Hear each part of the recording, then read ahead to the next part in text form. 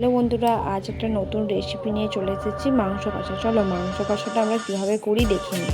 তাহলে 500 গ্রাম মাংস নিয়েছি, কড়াইয়ে তেল গরম করে আলুগুলো ভেজে, দুটো পেঁয়াজ নিয়েছি, দুটো টমেটো, পরিমাণ মতো লঙ্কা নিয়েছি, একটা ক্যাপসিকাম নিয়েছি, আদা রসুন জিরে বাটা আর গোটা গরম মশলা বেটে নিয়েছি। আলুগুলো ভাজা হয়ে গেছে, এবারে তুলে নেব। মাংসগুলো ভেজে নেব।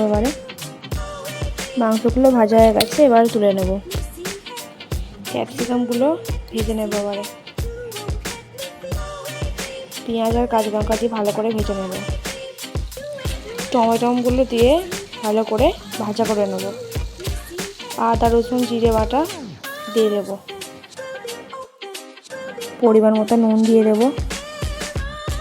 2 চামচ হলুদ গুঁড়ো দিয়ে দেবো। সামান্য পরিমাণে জল দিয়ে মশলাটাকে ভালো করে কষিয়ে নেব। ভেজে রাখা মাংসগুলো দিয়ে ভালো করে কষিয়ে নেব।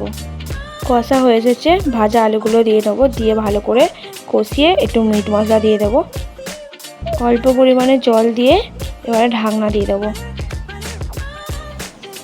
15 মিনিট পরে আমাদের মাংসটা রেডি হয়ে যাবে।